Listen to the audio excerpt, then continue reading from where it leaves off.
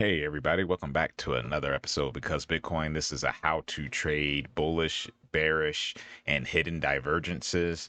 The divergences are a huge thing that I think a lot of beginners should definitely learn, and we've touched on that briefly when looking at some momentum indicators. But this is just going to talk about just pure momentum and pure divergence and how to kind of trade it. And we'll even take a look at one or two different momentum indicators that kind of show divergence. And so for this, we're going to just go into DIA. I think the DIA will be a good one to kind of run for now. And, divergence is tricky, especially even including on things like the DIA, which is why we want to kind of show how it shows some brief movement sometimes and not always like a full-on trend reversal. So let's just dive straight into it. So, when you get into this and, there's things you got to note. When you're doing divergence, one thing you got to be able to do is identify kind of like trend lines. We can use our trusty tool, the trend line drawing tool, to kind of draw these out. As you see, we can draw from here to here. And this was kind of the peak top of the entire Dow Jones so far. And we have a higher high. Well, if we take the same trend line and we come down to here, on the RSI, you see we had a lower high on that action, a bearish divergence, which ended up confirming with us creating a lower low and then continuing that trend going lower. So that's a moment where divergence kind of predicted the action that was going to happen. Some people would have probably waited for this pullback and taken some profits and sold everything off and then waited for these dips. And then we want to dive a little further in, guys. And you see we get our first chance in this downtrend to look at some bullish divergence. We had from here to here our lower highs. However, as you see on our price, on our momentum indicator, we had higher highs, a trending up RSI actually versus this. And what happened was is you ended up getting a little bit of a lift here until something happened. And what happened up here? Here, we get rid of this again. What happened was this. We ended up making a higher high on the DIA while divergence, while here on RSI, we ended up making a lower high. Another bearish divergence. We break beneath this trend line, come back, retest it, and then we drain.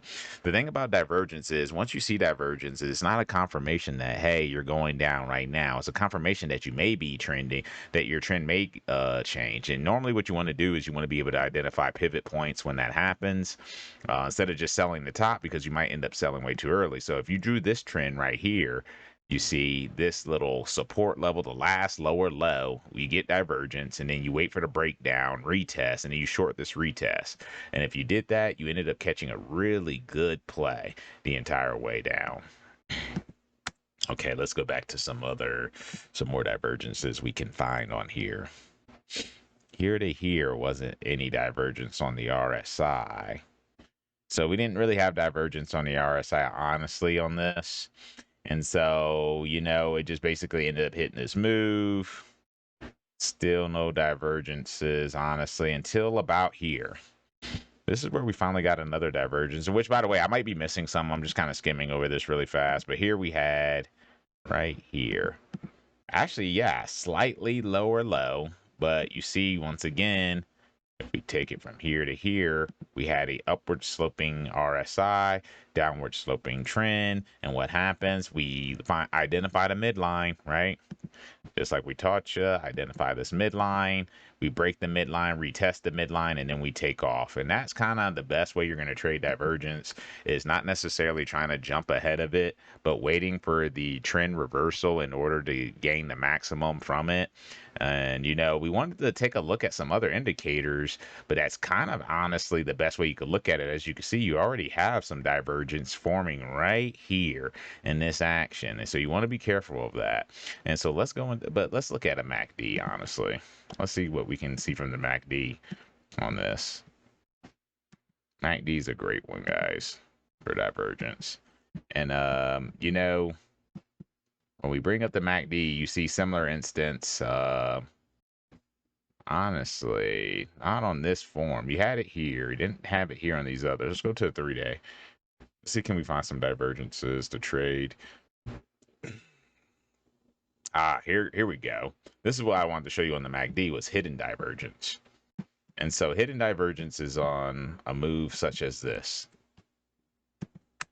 You see what we have here is a sloping down trend But what we had here on that same action for the MACD line was an upward slope. Downward slope versus upward slope. This higher high on the MACD did not confirm. It was a lower high on this. And what that normally means is you're going to get bearish continuance. And that's what happened. Here we go again. Another bearish continuance. So actually, no, this one isn't continuance. So while this made a higher high, it actually broke above this. So that's not continuance. That's confirmation. But as you see, the hidden bearish divergence can be something very dangerous. Look at this on the MACD. Remember when we had that high peak here on the 3-day on the MACD? We had a lower high on the MACD while we had the higher high on the price and bearish divergence. And once you see that bearish divergence, to be safe, if you're not trying to jump the gun, that is, you identify a good midline, like right in here, get below. Sadly, we kept reclaiming. And so that makes that one a little harder to trade. It's just one of those. Sometimes it's like that. We saw the divergence. We started trailing into this negative territory, but it took us a while to fully get. But you see, we started making lower high. So opening a short, underneath the break this time wouldn't have done you no good. If you were long dated, you would have been all right. But perhaps jumping the gun or using a higher level to pivot from would have been better. But you see the divergence kind of holding true. But you notice this, we've been diverting since back here, lower highs, higher highs. We were diverting way back here, and we had this same line we could have drew essentially, but the divergence took forever. We kept making higher highs, kept making lower highs, I made another higher high. So see, 1, 2, 3, 4, about four times in a span of about from April 2021 all the way to November 2021, or I'm sorry, January 2022 before it confirmed. So that goes to show you, divergence, it might be a strong thing. Hidden divergence is very strong, but the last thing you want to do is get caught off guard, jumping the gun, and end up ultimately getting wiped out. That's our brief tutorial for divergence. I hope y'all enjoyed the video. Hit the like, subscribe, and check out more. Join us in the Discord. We'll be bringing more videos to you. Thank you.